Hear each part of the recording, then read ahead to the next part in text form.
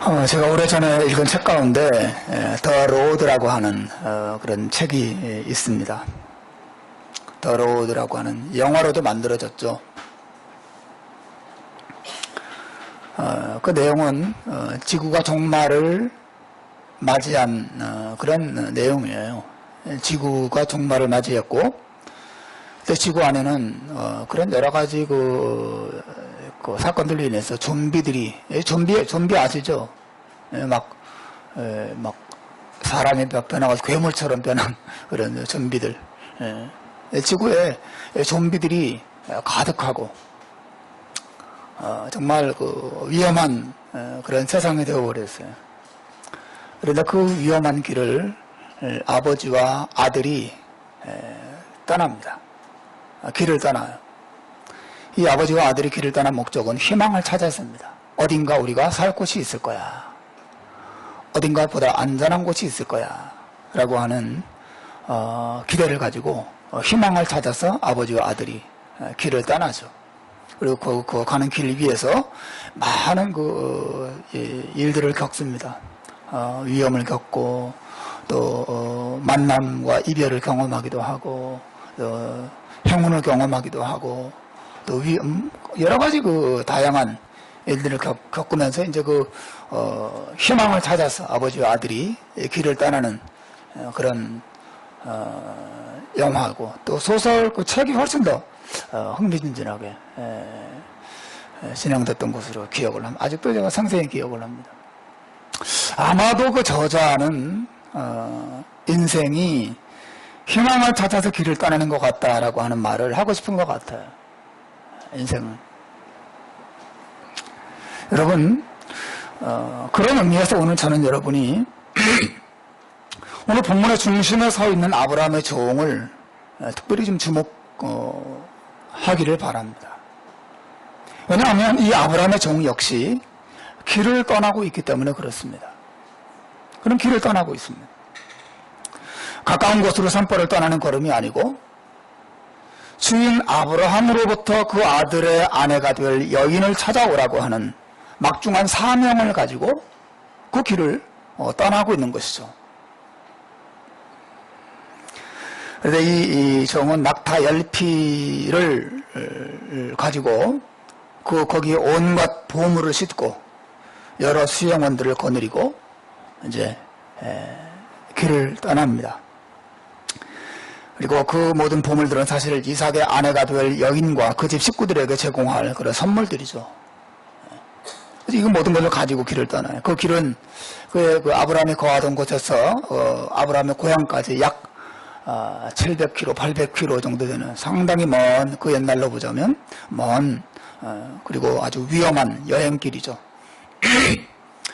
우리는 이 아브라함의 종이 이 길 위에서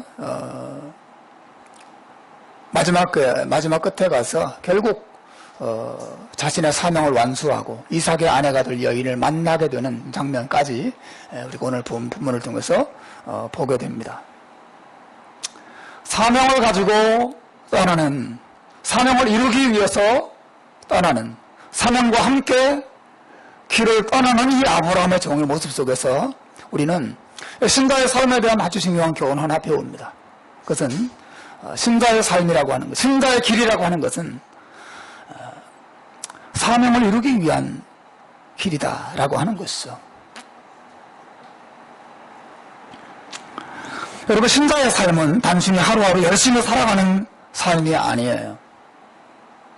신자는 단순히 착하게 살아가는 사람들이 아닙니다. 신자는 그저 열심히 사는 사람이 아니에요. 신자에 대한 더 정확한 정의는 신자란 하나님이 자기에게 맡기신 사명을 언제나 기억하고 그 사명을 이루기 위해서 살아가는 자다. 그렇게 말씀드릴 수 있어요. 신자는 자신에게 하나님이 맡기신 사명이 있다는 사실을 압니다. 그리고 그 사명을 인정하죠. 예수님께서 제자들에게 가르쳐주신 그 주기도문 안에 분명히 말씀하시기를 뜻이 하늘에서 이룬 것 같이 땅에서도 이루어지이다. 즉 신자는 하나님의 뜻이 이 땅에서 또 자신의 삶에서 이루어지기를 기도하면서 그 하나님의 뜻을 자신의 사명으로 삼고 기도하며 사는 자라는 사실을 분명히 가르쳐 주셨죠. 그 신자의 그 손에는, 길을 떠나는 그 신자의 손에는 소품 가방이 들려져 있는 게 아니라 그 신자의 손에는 사명의 가방이 들려져 있는 것이죠. 그러면서 사람들 가운데 인생의 사명이라고 하는 건 없다, 그렇게 생각하는 사람들이 있어요. 사명이란 건 없다. 다시 말하면 사람이 태어날 때부터 신으로부터 받은 삶의 목적 같은 것은 없다고 생각하는 거죠. 저 들판에 서 있는 나무가 저렇게 우뚝 푸르르게 서 있는 것은 거기 그냥 씨앗이 떨어져서 우연히 떨어져서 우연히 자라고 그냥 거기에 있는 것이지, 거기에 나무가 있을 이유가 없고 목적도 없고 의미도 없다라고 그냥 우연히 거기 있게 된 것이란 말이죠. 바깥에 나가서 푸르른 하늘을 바라보시면 그 푸르른 하늘이 저렇게 아름다운 것은 별 이유가 없다는 거예요. 그냥 생겼다는 것입니다. 그냥 거기 있는 거예요. 원래부터 있었습니다. 그렇게 생각하는 사람들이 있습니다. 그래서 자신이 지금 이 순간에, 지금 이 자리에 있는 것도, 자신이 이 세상을 살아가는 것도 하나님께서 자신을 이곳에 보내셔서 어떤 의미가 있고 목적이 있어서 어떤 사명이 있어서 이것을 살아가고 있는 것이 아니고 그냥 우연히 자기가 이 땅에 존재하게 됐으니까 그냥 하루하루 성실히 살아갈 뿐이라고 하는 것이죠. 나에게 하나님이 부여하신 어떤 절대적인 신이 부여한 사명이 자기에게 있다는 사실을 현대인들은 인정하지 않습니다. 사람들은 삶의 의미와 목적이라고 하는 것은 신이 주는 것이 아니라 각자 알아서 정하는 것이다, 이런 생각을 가지고 있어요. 다 각자 자기의 인생을 나름대로 의미 있게 살면 된다. 다 각자 자기의 인생을 성실하게 살면 된다. 각자 자신의 인생을 행복하게 살면 된다. 하나님이 부여하신 삶의 목적, 하나님이 부여하신 삶의 사명 없다. 그 삶의 사명과 삶의 의미와 목적은 내가 정하는 것이다 말이죠.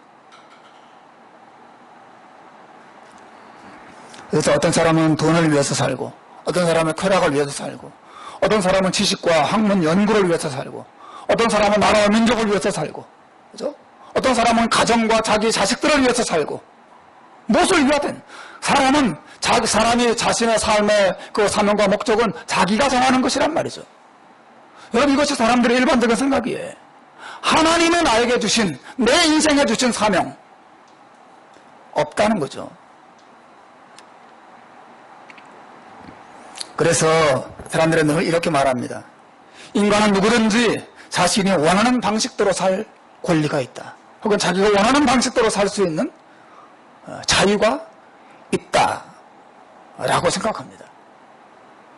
그래서 누구도 어떤 사람에게 너는 그렇게 살면 안 돼 라고 말하면 안 된다는 거죠. 무슨 말인지 아시겠습니까? 너 그렇게 사는 건 잘못된 거야 라고 말할 수 없다는 거예요. 각자 알아서 의미 있게 열심히 행복하게 살면, 자유롭게 살면 된다는 거죠. 하나님이 정해주신, 하나님이 요구하시는 삶의 목적, 삶의 절대적인 사명, 이루어야 할 사명, 하나님의 뜻, 이런 것은 존재하지 않는다는 거예요. 중요한 건 내가 중요하죠. 내 생각과 내 느낌과 내 소원과 내 계획, 이것이 중요하다는 거죠. 여러분, 어떤 생각을 가지고 계십니까? 여러분, 하루하루 하나님의 주신 사명을 의식하면서 그 사명과 함께 그 사명을 이루기 위해서 사십니까? 아니면 그냥 여러분의 생각과 여러분의 느낌과 현실대로 혹은 성실하게 여러분이 원하는 것을 얻기 위해서 살고 계십니까?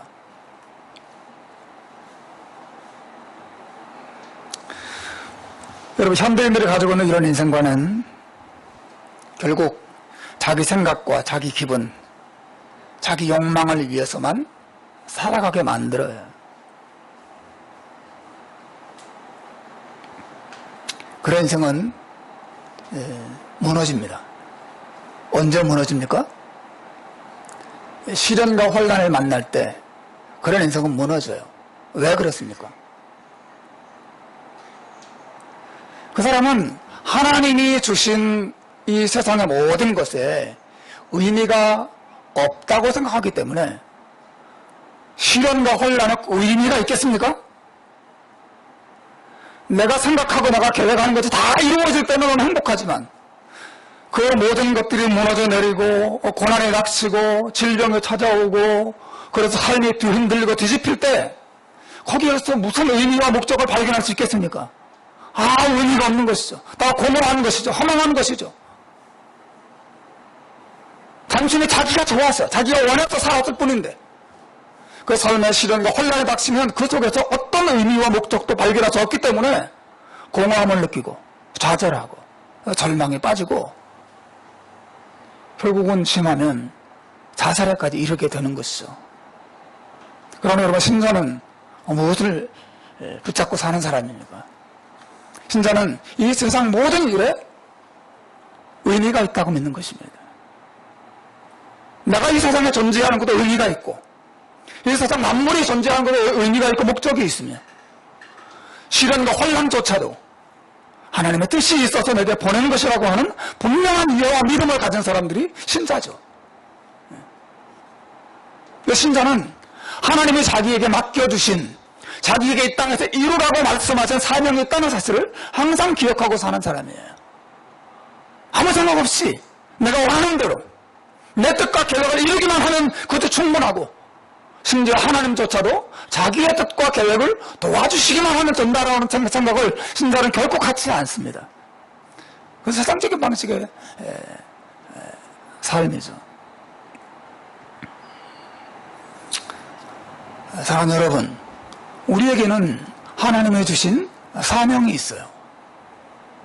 하나님은 우리를 이 세상에 보냈던 목적이 있습니다. 신자는 아브라함의 종과 같아요. 주인으로부터 사명을 받아가지고 그 사명을 이루기 위해서 길을 떠난 사람입니다. 저와 여러분도 마찬가지예요.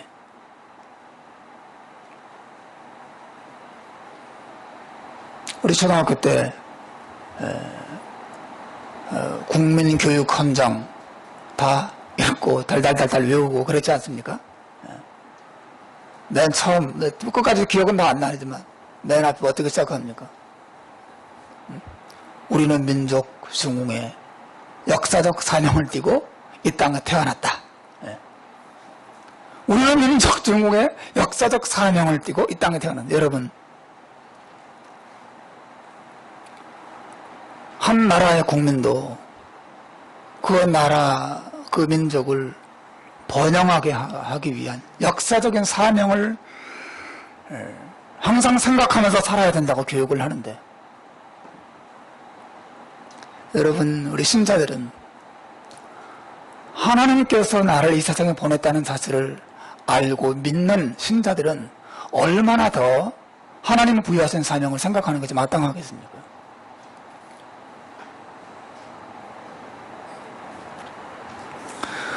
여러분, 하나님은 우리를 창조하셨어요. 우리를 창조하신 하나님이 계십니다. 우리를 세상에 보내신 하나님이 계세요.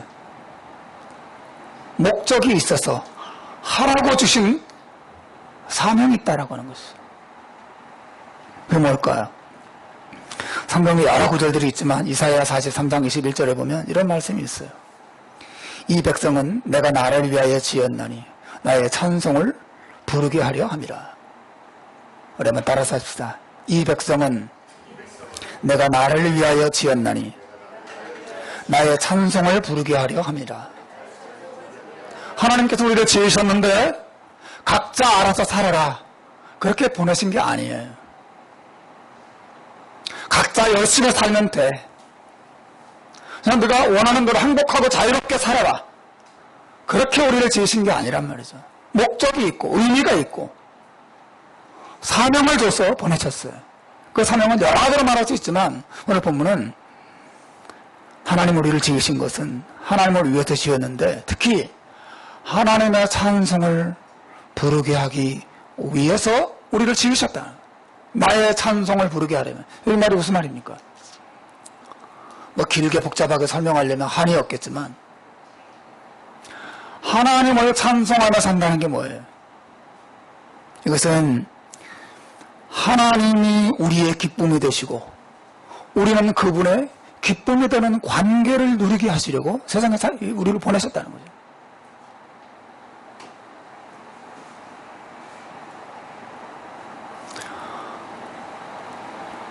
하나님이 우리의 기쁨이 되고 우리는 그분의 기쁨이 되는 그런 좋은 관계 속에서 사는 것입니다. 하루하루를.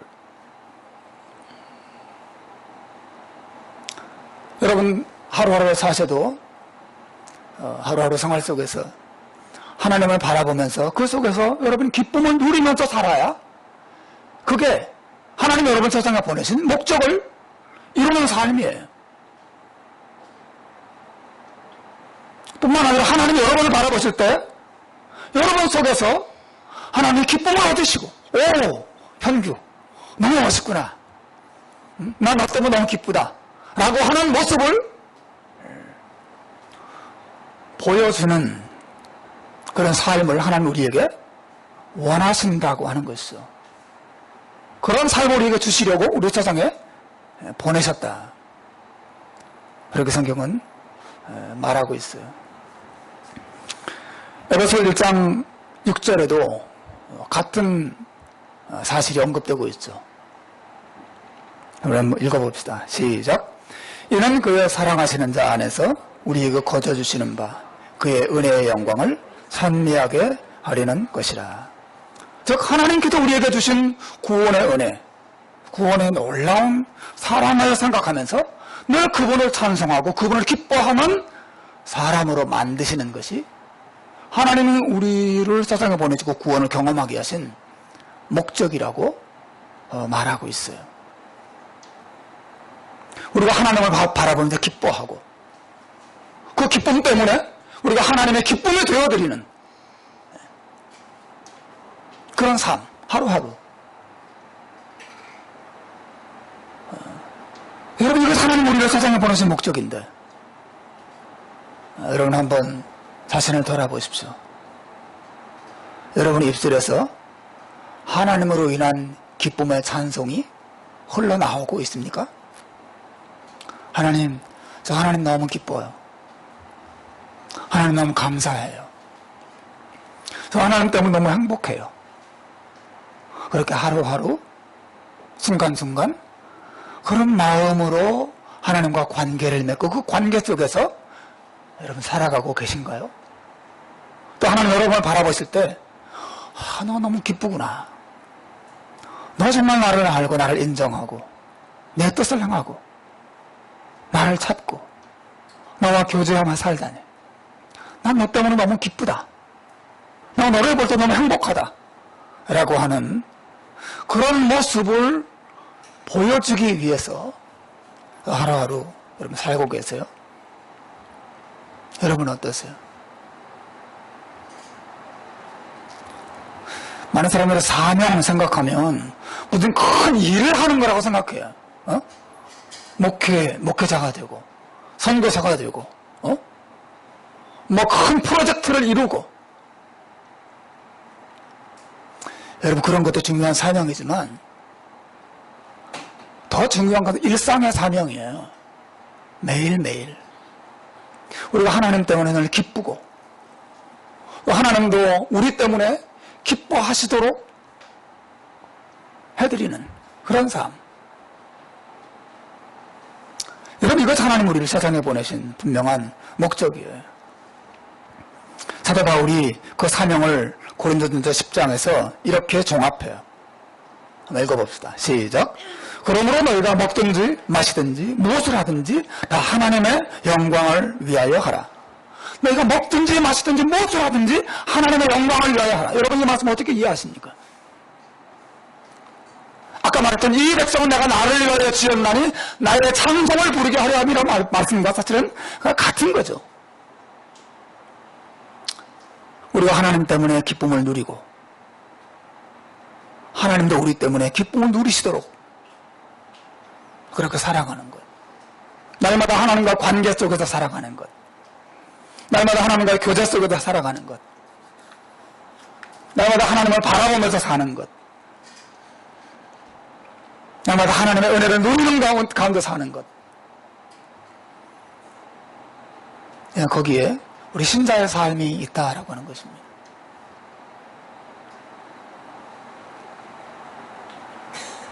커피 한 잔을 마셔도 하나님의 영광을 위해서 마시는 거예요.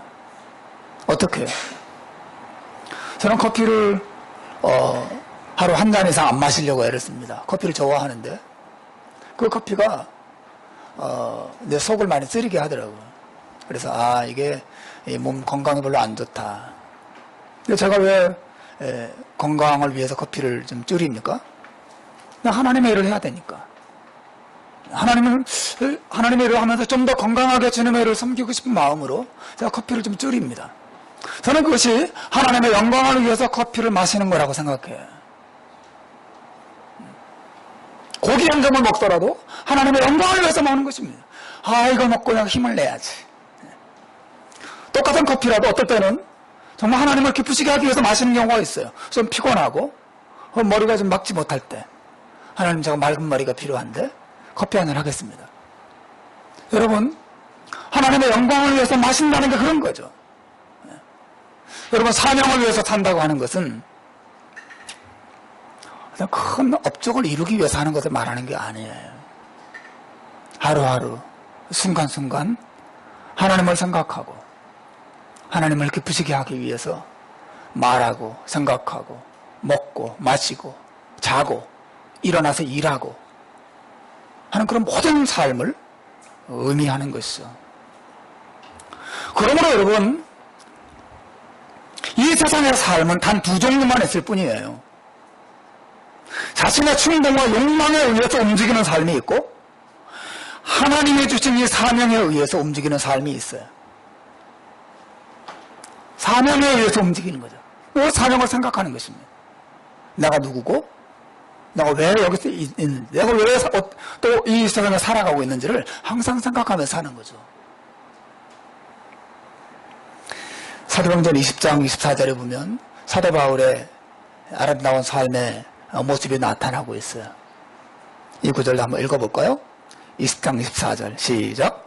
나의 달려갈 길과 주 예수께 받은 사명 곧 하나님의 은혜의 복음 증거하는 일을 마치려 하면은 나의 생명을 조금도 귀한 것으로 여기지 아니하노라. 여러분, 사도 바울의 삶을 보세요. 나의 달려갈 길과 주 예수께 받은 사명을 항상 기억하고 살았습니다.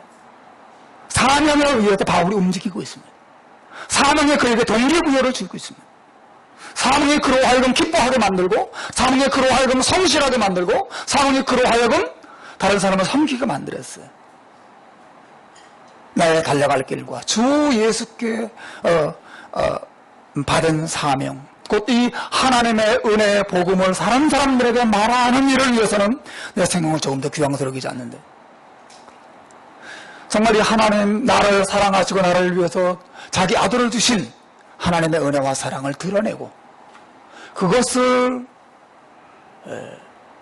통해서 하나님을 기쁘시게 하는, 근데 그것이 사도 바울의 동기예요. 삶의 동기였습니다. 여러분 무엇이 여러분의 삶을 움직이고 있습니까? 하나님의 살아계심과 하나님의 뜻과 여러분을 향한 하나님의 사랑과 이 모든 걸 생각하면서 그것에 의해서 여러분 삶이 움직여지고 있나요? 한번 사명을 따라가고 있습니까? 아니면 그냥 여러분의 생각과 현실을 따라가고 있습니까? 여러분 사명을 이루고 계세요?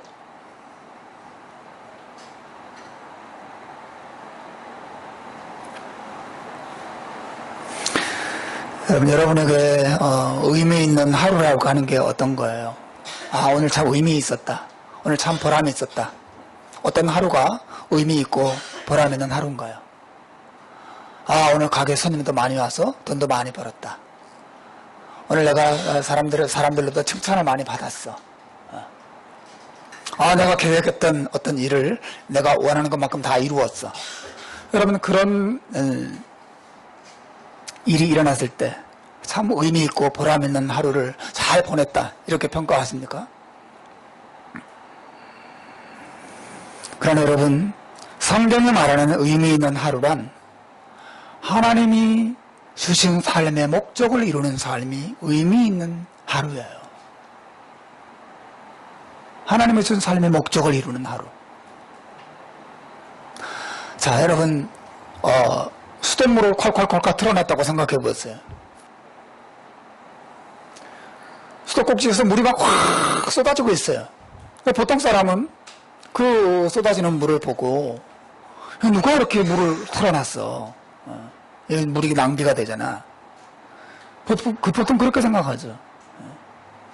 그 누구도 그 수도꼭지를 보면서 야, 물이 참 열심히 나온다. 물이 참 성실하게 쏟아지네. 그걸 참 의미 있게 바라보지는 않습니다. 그렇죠. 근데 만약에 그 수도꼭지에 쏟아지는 물이 수돗물을 틀어놓은 것이 수영장에 물을 받기 위해서 물을 쏟아놓은 거라면 어때요? 그거는 낭비가 아니죠. 어떤 목적을 이루기 위해서 이 수돗물을 받는 것이니까. 그런 의미가 있는 일이고 귀한 일이죠. 여러분, 의미 있고 보람 있는 것이란 말은 그냥 열심히 하는 게 아니에요. 그냥 성실히 하는 게 아닙니다. 어떤 목적을 이룰 때, 그 목적을 이루어가는 행위일 때 그것이 의미가 있기 시작한 거죠. 가치를 갖기 시작하는 것이죠. 우리가 하루하루 그냥 성실하게 살고 착하게 살고 부지런히 살고 열심히 살고 행복하게 살고 자유롭게 살고 모든 걸 누리며 살고, 여러분, 그것 자체에 우리 삶의 의미와 가치가 발견되는 게 아니죠. 진정한 의미와 삶의 가치는 늘 우리가 하나님을 기억하고 하나님의 뜻을 이루기 위해서 하나님의 뜻을 염두에 두고 살아가는 것, 거기에 인간의 우리 인생의 진정한 삶의 목적이 있다라고 하는 것입니다. 네, 여러분, 우리가 살아가면서 하루하루 최선을 다해서 내가 하나님이 기뻐하시는 사람이 되고 우리 가정을 조금이라도 더 하나님이 기뻐하시는 가정으로 만들고 우리 교회를 정말 하나님이 기뻐하시는 교회로도 만들어가는 이 일이 참 쉽지가 않아요. 우리가 늘 하나님을 기뻐하고 하나님도 우리를 보실 때 너무 기뻐하시는 그런 사람이 된다고 하는 것이 간단한 일은 아닙니다. 왜냐하면 우리 안에는 그렇게 하는 것에 방해하는 너무 많은 세력이 존재하기 때문에 그렇죠. 그렇죠. 너무 많은 방해예요. 하나님의 뜻대로 살고 싶어도 우리 안에 있는 온갖 욕심들, 우리 안에 있는 온갖 게으름들, 우리 안에 있는 여러 가지 분노들, 우리 안에 있는 정말 하나님을 대적하는 많은 것들이 그렇게 하나님의 뜻을 따라서 하나님을 기쁘시게 하는 삶, 그 사명을 이루지 못하도록 방해하고 정말 우리를 힘들게 합니다. 여러분, 그때 우리에게 필요한 게 뭐예요? 우리가 우리의 사명을 바르게 감당하기 위해서 필요한 것은 결국 기도가 필요합니다. 기도는 너무 중요해요. 오늘 본문을 가만히 보시면 여러분, 이 아브라함의 종이 아브라함의 고향에 도착하자마자 했던 일이 뭐예요? 그냥 하나님 앞에 기도하기 시작합니다. 여러분, 본문 11절과 12절을 한번 보십시오. 11절, 12절 같이 읽읍시다. 시작. 그 낙타를 성박 우물 곁에 꿀렸으니 저녁더라. 여인들이 물을 길러 나올 때였더라. 그가 이르되 우리 주인 아브라함의 하나님 여호와여, 원하건대 오늘날 나로 순조롭게 만나게 하사 나의 주인 아브라함에게 은혜를 베푸시옵소서. 여러분, 이 아브라함의 종이 자신의 사명을 이루기 위해서 고향에 도착하자마자 하나님 앞에 했던 것은 기도하는 일이에요. 하나님, 여러분의 기도의 내용이 무엇입니까? 하나님, 내가 이 사명을 잘 이룰 수 있도록 도와달라고 기도하는 것이죠. 이 아브라함의 종이 자신에게 맡겨진 사명을 이루기 위해서 자기의 생각이나 자기의 방법을 의지하지 않습니다. 먼저 하나님 앞에 무릎을 꿇고 하나님께 도움을 구해요. 하나님의 인도를 구하고 있습니다. 이게 얼마나 아름다운 거예요. 여러분, 사명을 의식하고 사는 사람들은 하나님께 기도하기 시작합니다. 왜냐하면 그 사명이라고 하는 것은 내 힘으로 결코 이룰 수 없는 일이기 때문에 그래요. 내 힘으로 내 욕심과 싸우고, 그래서 하나님의 뜻을 이루고, 내 힘으로 나를 하나님이 원하시는 사람으로 변화시켜 간다고 하는 것이, 또 내 힘으로 우리 가정을 하나님이 원하시는 가정으로 변화시켜 간다고 하는 것이 사실 불가능한 일이죠. 내 힘으로 안 되는 것입니다. 늘 하나님의 사명, 내게 맡겨주신 그 뜻을 이루기 위해서 내가 살아야 됐다고 이 사실을 항상 마음에 염두에 두고 사는 사람들은 기도하지 않을 수 없습니다. 하나님 도와주십시오. 하나님 인도해 주십시오. 하나님 축복해 주십시오. 하나님 역사해 주십시오. 하나님께 기도하는 것이죠. 왜 기도하지 않습니까? 여러 가지 이유가 있겠지만 결국은 우리 안에 하나님의 뜻대로 하나님의 뜻을 이루기 원하는 간절한 소원이 너무 약한 것이죠. 그래서 그 뜻을 이루기 위해서 하나님의 도움을 구하지 않아도 큰 문제 없이 살아갈 수 있는 그것이 그냥 우리 안에 굳어져 버리는 것입니다. 얼마나 안타까운 일인지 모르겠어요.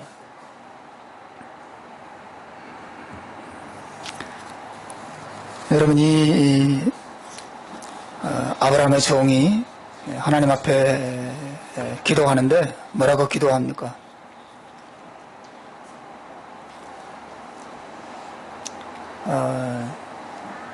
13절부터 보면 참 재밌는 내용이 나오죠. 13절과 14절. 이 종의 기도 내용을 한번 보세요. 성중에 한 사람의 딸들이 물을 기르러 나오겠사오니 내가 우물 곁에 서 있다가 한 소녀에게 이르기를 청하건대 너는 물동이를 기울여 나로 마시게 하라 하리니 그의 대답이 마시라 내가 당신의 낙타에게도 마시게 하리라 하면 이는 주께서 주의 종 이삭을 위하여 정하신 자라 이로 말미암아 주께서 내 주인에게 은혜 베푸심을 내가 알겠나이다. 이렇게 기도하고 있습니다. 여러분, 이 아브라함의 종은 지금 아브라함의 며느리를 구하고 있습니다. 그런데 어디 가서 어떤 여자를 선택을 해서 고향으로 데려갈 수 있겠어요? 판단에 서질 않는 것입니다. 이 아브라함의 종 하나님 앞에 기도합니다. 하나님, 여기 우물가에 한 여자가 물을 기르러 내려올 텐데 그 여자에게 내가 다가가서 물 좀 주십시오. 물 한 잔 주시오. 라고 막 부탁을 하면 그 사람이 이 종에게만 물을 주는 것이 아니라 내가 낙타, 당신이 몰고 온 낙타에게까지 물을 다 주겠습니다.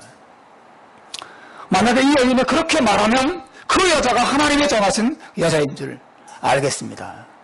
그렇게 기도합니다. 여러분, 왜 그랬을까요?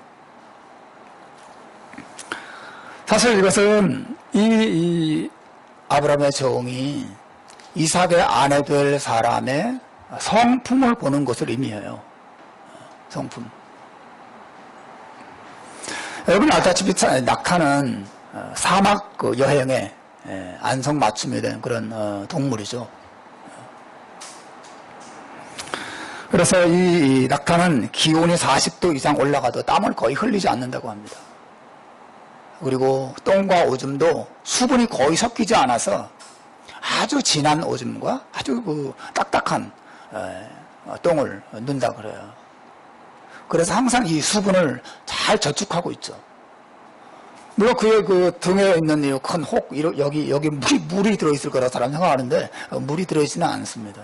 어쨌든 이 낙타는 사막에서 4일, 5일 동안 혹은 뭐 일주일까지라도 물을 마시지 않아도 그 뜨거운 사막을 여행할 수 있는 그런 동물이래요. 그런데 한번 물을 마시기 시작하면 이 낙타는 낙타 한 마리당 거의 100리터 큰 두럼통 하나를 마신다 그래요. 한 마리다. 여러분, 이 아브라함의 종이 끌고 간 낙타가 지금 10마리입니다. 10마리. 이 10마리가 물을 마신다고 생각해 보세요. 한 마리당 100리터면 1톤의 물이 1톤. 물동이로 나르면 어떤 사람이 계산한 거 제가 봤는데 300번 이상 왔다 갔다 해야 그 10마리의 낙타에게 물을 다 줄 수 있는 거예요. 여러분, 이 종이 하나님께 기도합니다. 하나님, 제가 이 여인에게 물을 좀 달라고 할 때 나에게만 물을 주는 게 아니라 이 낙타 모두에게도 물을 주겠다고 하고 물을 다 준다면 이 여자야말로 하나님의 정하신 여자인 줄 제가 알겠습니다. 그렇게 기도한 것입니다. 여러분, 낙타 10마리에 물을 다 주기 위해서는 어떻게 했어요? 나그네에 대한 사랑과 그리고 짐승에 대한 사랑까지 있어야죠. 그리고 많은 사랑과 배려와 섬김의 마음, 인내의 마음, 희생의 정신이 없이는 사실은 이 일을 할 수가 없는 것이에요. 이 아브라함의 종이 하나님 앞에 그와 같이 기도하고, 놀랍게도 이 아브라함의 종이 기도를 마치기도 전에 리브가가 이 물동이를 쥐고 옥물가로 물을 기르러 내려오는 그 장면을 우리가 봅니다. 사실 여러분, 이 기도는 하나님이 기뻐하시는 아름다운 기도의 태도는 아니에요. 왜냐하면 이 기도는 자기의 뜻을 딱 정해놓고 하나님 보고 거기에 맞춰달라고 하는 기도이기 때문에 우리의 기도의 모범으로 삼을 만한 기도는 아닙니다. 여러분, 절대 이런 식으로 기도하시면 안 돼요. 올바른 것은 아닙니다. 그래서 마치 어떤 사람이 결혼 대상자를 정하는데 열심히 기도한다면, 하나님, 제가 새벽에 길에 나가서 길에서 처음 만나는 여자가 있으면 그 여자를 하나님이 내게 주신 여자를 알겠습니다 라고 말하고 그렇게 기도하는 것과 똑같은 거예요. 여러분, 이 종이 이렇게 기도한 것을 하나님이 들어주신 것은 이 기도가 올바른 기도였기 때문에 들어주신 게 아닙니다. 하나님께서 특별한 은혜를 베푸신 거죠. 그리고 놀라운 것은 이거죠. 이 아브라함의 종이 이 기도를 마치기도 전에 누가 내려왔습니까? 이 리브가가 물동이를 어깨에 메고 물을 기르러 내려왔다는 거죠. 무엇을 말합니까? 이 아브라함의 종이 기도를 시작하는 무렵에 이미 리브가는 집에서 출발했다는 것을 모르주는 거죠. 그래서 기도를 마쳤을 때 딱 내려왔습니다. 사랑하는 여러분, 이것은 하나님께서 이 종이 기도를 다 마쳤을 때, 기도가 참 마음에 드네. 좋아, 리브가 내려가. 하나님 이렇게 하신 게 아니고, 이미 이 아브라함은 종의 마음속에 그런 기도를 하고 싶은 소원을 하나님이 넣어주신 거예요. 넣어주시고, 그 기도를 통해서 하나님의 역사가 이루어지도록 하나님 행하신 것을 보여줍니다. 이것은 무엇을 말합니까? 아브라함의 종은 기도를 완전하게 할 수 있는 정말 성숙한 기도의 사람은 아니었어요. 분명히 하나님을 알고 하나님을 믿는 사람이긴 했지만, 그러나 그의 마음속에 하나님께서 아브라함을 통해서 자신에게 주신 사명을 정말 잘 이루기 원하는 마음이 있었어요. 그 사명을 완수해야 되겠다는 간절한 소원이 있었고, 그 소원을 이루기 위해서 하나님께 도움을 구해야 되겠다는 간절한 마음이 있었어요. 하나님은 그 마음을 너무 귀하게 보신 것입니다. 하나님의 뜻을 이루고 하나님의 뜻대로 이 사명을 완수해야 되겠다는 그런 간절한 소원이 있었을 때, 하나님은 그 마음에 기도의 소원을 주시고 그 기도가 그대로 이루어지도록 하나님이 역사하셨다는 것을 보여줍니다. 여러분, 제가 무엇을 말하고자 하는 것입니까? 우리가 하나님의 뜻대로 살고자 할 때 하나님께서는 우리 마음속에 기도의 소원을 주시고 그 기도의 소원대로 기도할 때 그 기도를 축복해 주신다는 거죠. 여러분 정말 믿으시길 바랍니다. 하나님 우리 가정을 이런 가정으로 만들기 원합니다. 우리 가정을 조금 더 하나님이 기뻐하시는 가정이 되기를 원합니다. 하나님 우리 교회가 하나님이 정말 기뻐하시는 조금이라도 더 하나님께 가까이 가는 그런 복된 교회가 되기 원합니다 라고 하는 소원을 가지고 하나님께 도움을 구하고자 하는 자는 하나님 그 마음속에 기도와 소원을 주시고 그 기도를 하나님의 귀를 기울이시고 그 기도를 통하여 하나님의 역사를 이루어 나가시는 것이 하나님의 방식이라고 하는 거예요. 여러분 우리가 커트 브레이크 하면서 중요한 구절을 읽었었죠. 여러분 기억나십니까? 구하라 그리하면 주실 것이요 찾으라 그러면 찾을 것이요 문을 두드리라 그리하면 너희들에게 열릴 것이니라. 여러분 그 말씀이 무엇을 의미한다고 여러분 배우셨습니까? 그 말씀 바로 앞에 어떤 내용이 있었습니까? 너희가 비판을 받지 아니하려거든 남을 비판하지 말라. 너희가 어찌하여 형제의 눈 속에 있는 티는 보고 내 눈 속에 있는 돌보를 보지 못하느냐. 그런 말씀이 바로 앞에 나왔죠. 무슨 말합니까? 그래서 그 앞에 난 말씀 내용은 우리 신자들이 정말 이웃을 사랑하고 형제를 사랑하는 마음을 품어야 한다는 것을 가르쳐 주는 것이었죠. 그 말씀 이후에 구하라 찾으라 문을 두드리라 그 말씀이 나왔어요. 왜 그렇습니까? 무엇을 구하고 무엇을 찾고 무엇을 위해서 두드리라는 거죠? 하나님, 나는 하나님의 뜻대로 형제를 사랑하고 싶지만 사랑하는 능력이 없어요. 나는 하나님의 뜻대로 순종하고 싶지만 순종할 만한 능력이 없어요. 하나님 도와주세요. 여러분 하나님의 뜻을 이루기 원하지만 능력이 없다고 생각될 때 그런 겸손한 마음으로 구하고 찾고 두드리라는 거죠. 그리고 그럴 때 하나님은 그 기도를 들으시고 그 기도를 축복하신다는 것입니다. 이 아브라함의 종의 기도가 거기 있는 것이에요. 이 아브라함의 종은 아브라함을 사랑했고 자기에게 맡겨진 사명을 잘 이루기 원했어요. 사명을 완수하고 고향으로 돌아가기 원했습니다. 그러나 자신의 힘과 지혜로는 그것을 감당할 수 없다는 것을 알고 하나님께 엎드려 기도하기 시작합니다. 하나님 도와주십시오. 내 주인 아브라함의 집에 하나님 은혜를 베풀어 달라고 간절히 기도할 때 하나님은 그 기도를 통해서 리브가를 만나게 하시고 이삭의 아내를 구하게 하신 것을 우리 그 성경을 통해서 봅니다. 저 안에 사랑하는 여러분, 여러분 하나님의 사명을 항상 기억하고 살 때 그것이 우리에게 짐이 되기도 하고 어떻게 살아야 될지 모르는 내 힘으로 도저히 하나님의 기뻐하시는 삶을 살 수 없다는 판단이 들 때 우리가 하나님 앞에 해야 될 일은 이 아브라함의 종과 같이 기도하는 것입니다. 하나님 도와주십시오. 내 힘으로는 안 됩니다. 그렇게 하나님 앞에 겸손한 마음으로 기도하고 간구할 때 하나님 그 기도를 통해서 하나님의 역사를 우리 가정과 교회에 우리의 삶 속에 아름답게 이루실 줄로 믿습니다. 이번 한 주간도 너희가 먹든지 마시든지 무엇을 하든지 하나님의 영광을 위하여 하라.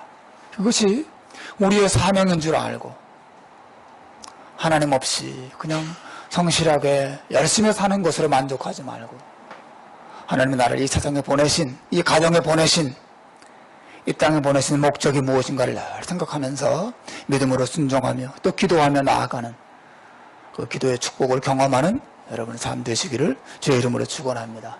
기도하겠습니다.